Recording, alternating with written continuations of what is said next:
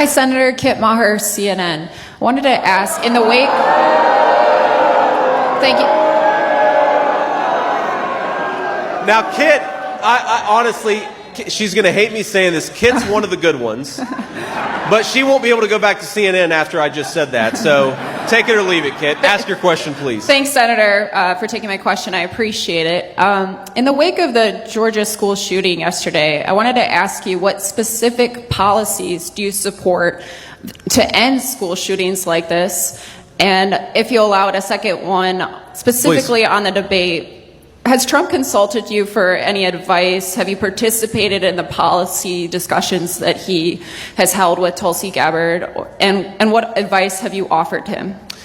Yeah, so just on the debate, I mean, look, the president and I talk every day, and, you know, we're constantly talking about what are we seeing out there? What are people that we're talking to saying to us? Because we do, unlike the Kamala Harris campaign, get out there and talk to people. We don't just stand in front of a teleprompter and try to talk at them. We often let them say things too.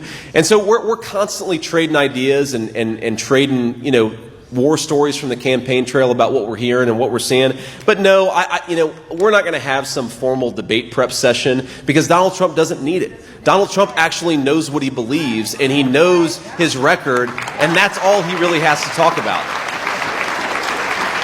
So whether it's with Tulsi or with RFK or with Nikki Haley or with anybody else, I think the president will keep on doing what he does, which is talk to people, hear what they're seeing, actually go out there and try to understand what they're seeing on the campaign trail and just try to incorporate that into a message that works for the American people. That's what he's done. That's what he'll continue to do. Now, on the first question, look, first of all, what happened in Georgia is just an awful tragedy. And I know we've got a lot of parents and a lot of grandparents in this room. I mean, I cannot imagine, you know, little kids so excited to go back to school. God love them. And they're at their first week back from the summer, and an absolute barbarian decides to open fire and take their lives and also a couple teachers. We got to think about these people. If you're the praying type, and I know I am, we got to hold them up in prayer.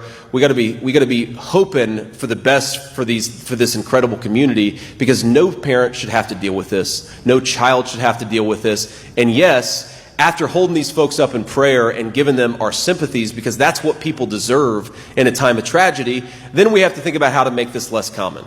Now look, the Kamala Harris answer to this is to take law-abiding American citizens' guns away from them. That is what Kamala Harris wants to do. But we have to ask ourselves, we actually have been able to run an experiment on this, because you've got some states with very strict gun laws, and you've got some states that don't have strict gun laws at all. And the states with strict gun laws, they have a lot of school shootings. And the states without strict gun laws, some of them have school shootings too. So clearly strict gun laws is not the thing that is going to solve this problem. What is going to solve this problem, and I really do believe this, is, look, I don't like this. I don't like to admit this. I don't like that this is a fact of life. But if you are a psycho and you want to make headlines, you realize that our schools are soft targets. And we have got to bolster security at our schools so that a person who walks through the front door...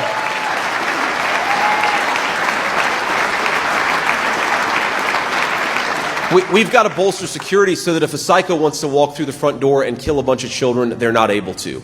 And again, as a parent, do I want my kids' school to have additional security? No, of course I don't. I don't want my kids to go to school in a place where they feel like you've got to have additional security, but that is increasingly the reality that we live in. And a bunch of my colleagues in the Senate, we actually worked on legislation that would give schools more resources to bolster their security, because if these psychos are going to have to go after our kids, we've got to be prepared for it. We don't have to like the reality that we live in, but it is the reality that we live in, and we got to deal with it.